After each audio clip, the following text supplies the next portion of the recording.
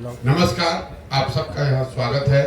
जैसा कि आपको मालूम है, 2 अक्टूबर 2022 से जन सुराज अभियान के तहत जो पदयात्रा हम लोगों ने पश्चिम चंपारण के गांधी आश्रम भितिहरवा से शुरू की, उसको अब करीब 18 महीने 4 दिन हो गए हैं। और इन 18 महीनों में पश्चिम चंपारण से चल के पूर्वी चंपारण, शिवहर होते हुए गोपालगंज, सिवान, छपरा, वैशाली, समस्तीपुर, मुजफ्फरपुर, सीतामढ़ी, मधुबनी, दरभंगा, बेगूसराय, खगड़िया होते हुए हम लोग आपके जिले सहरसा में अभी कुछ 10 दिन पहले आए। अभी मैं सहरसा में करीब 15 से 20 दिन और रहूंगा। पदयात्रा का जो स्वरूप है आप देखते हैं, हम लोग का प्रयास होता है कि गांव-गांव जाएं और मैं और मेरे साथ जो पदयात्री हैं, तो प्रयास ये होगा कि कम से कम 90% गांवों में जरूर हम लोग व्यक्तिगत तौर पर वहां पहुंचकर लोगों से मिले, उनकी समस्याओं के बारे में जाने, उसका अध्ययन करें, उनको जन सुराज के बारे में बताएं। पदयात्रा के जो 3 मुख्य उद्देश्य हैं, वो पहला उद्देश्य ये है कि बिहार, मेरी अपनी जो 15-20 वर्ष की राजनीतिक सामाजिक समझ है, पहले संयुक्त राष्ट्र संघ में, फिर 10 वर्ष राजनीति के क्षेत्र में, मेरा जो अध्ययन है बिहार को लेकर या समझ है, उसके अनुसार बिहार की जो बदहाली, बर्बादी, गरीबी का कारण है, वो उसकी मूल वजह ये है कि यहाँ पर एक तरह से पिछले 30-40 वर्षों से राजनीतिक बंधुआ मजदूरी बन गई है। जैसे देश में पहले गुलामी होती थी, वैसे बिहार में राजनीतिक तौर पर लोगों की गुलामी हो गई है, चाहे वो जात के नाम पर हो, हिंदू मुसलमान के नाम पर हो, या भाजपा के डर से लालू और लालू जी के डर से भाजपा। तो ये जो समस्या है, हम लोग बात करते हैं कि बिहार में सड़क नहीं है, पढ़ाई नहीं है, रोजगार नहीं है, गरीबी है, पलायन है, ये सारी बातें लोगों को पहले से पता है। हम लोग तो आकर एक दिन देखते हैं, नेता लोग आकर उस पर चर्चा कर सकता है, पत्रकार उस पर लिख सकता है, लेकिन जो लोग इस जीवन को जी रहे हैं, उनके लिए तो डेली का काम है।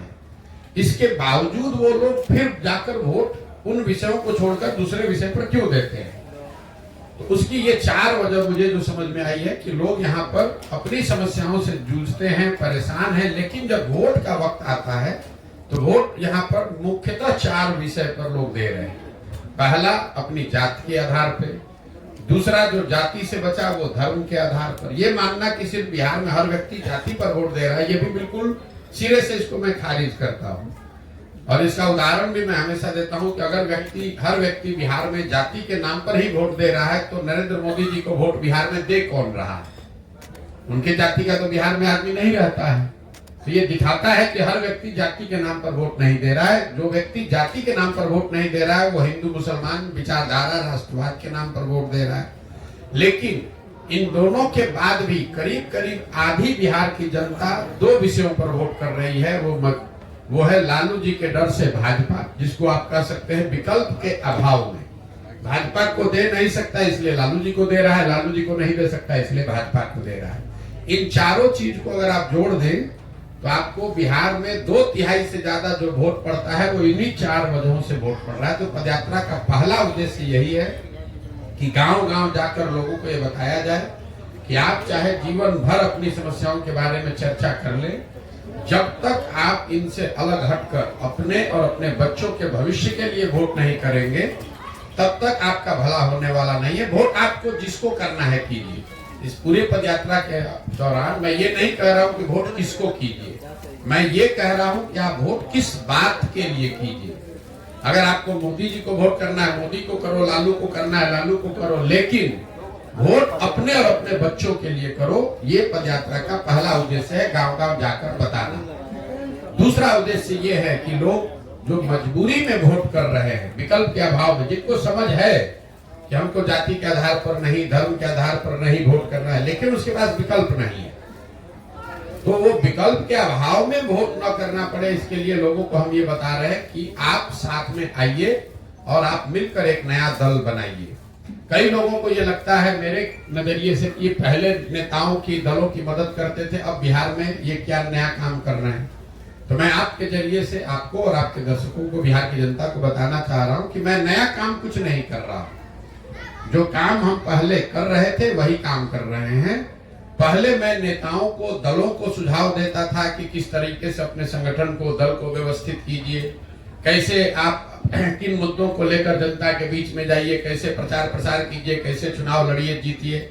वही काम हम आज कर रहे हैं। फर्क बस इतना है कि पहले दल और नेता के लिए कर रहे थे, अब बिहार के समाज के लिए कर रहे हैं। तो पदयात्रा का दूसरा उद्देश्य है कि लोगों को, समाज को बताया जाए, और जो लोग राजनीतिक तौर पर जागरूक हैं, नया दल, नया व्यवस्था बनाना चाहते हैं, उनको संगठित करके उनकी मदद की जाए ताकि बिहार में एक नया दल, नया विकल्प बन सके।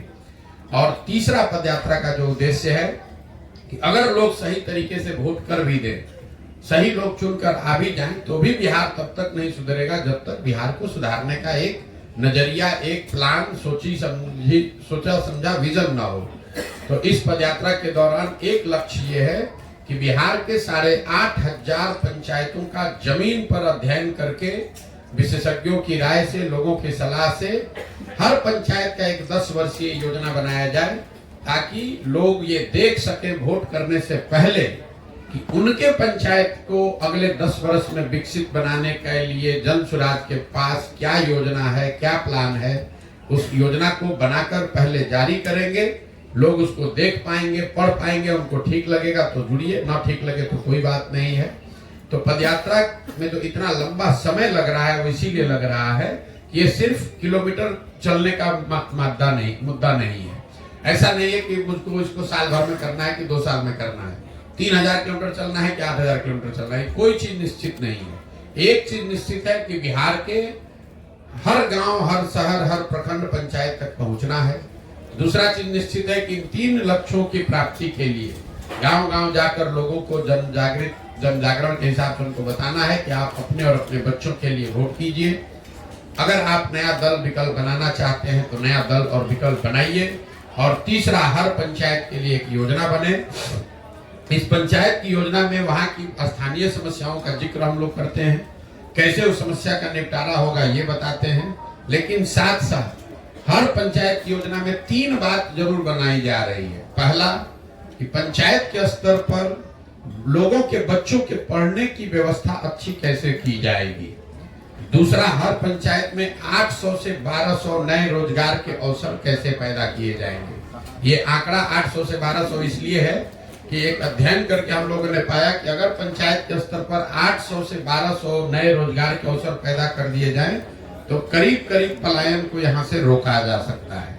और तीसरा, हर पंचायत में जो खेती अभी हो रही है वो खेती जो खाने वाली खेती है, इसको कमाने वाली खेती में कैसे तब्दील किया जाए, कैसे लोगों को खेती से आमदनी हो। क्योंकि बिहार में आज जो खेती होती है ये खाने वाली खेती है। बोलचाल की भाषा में आपने सुना होगा, लोग कहते हैं कि अभी पंजाब से यहाँ लौट कर आए हैं खेती करने के लिए, कमाने के लिए लुधियाना जाएंगे, कोयम्बटूर जाएंगे। तो लोगों के दिमाग में जो खेती को लेकर नजरिया है कि खेती खाने का जरिया है, इससे अनाज पैदा करो ताकि अपना और अपने बाल बच्चे, परिवार का पेट बढ़ता रहे। कमाने के लिए लोग मजदूरी करने जाते हैं। तो ये योजना बनाने का प्रयास कि बिहार में जो खेती करने वाले लोग हैं उनके लिए खेती कमाने का जरिया कैसे हो, ये एक लक्ष्य है। इन 3 लक्ष्यों को लेकर अभी 18 महीने से चल रहे हैं, 1-1.5 साल और लग सकता है, लेकिन पूरी तरीके से दृढ़ संकल्पित हैं। इस काम को पूरे बिहार में करेंगे। करने के बाद लोगों को एक साथ संगठित करके नया दल बनाया जाएगा और उसके बाद आगे की यात्रा, आगे की जर्नी शुरू होगी। अब आपके जो सवाल हैं यात्रा के दौरान के मेरे अनुभव या दूसरे कोई भी आप सवाल करना चाहते हैं तो आप सवाल कर सकते हैं। बहुत बहुत धन्यवाद।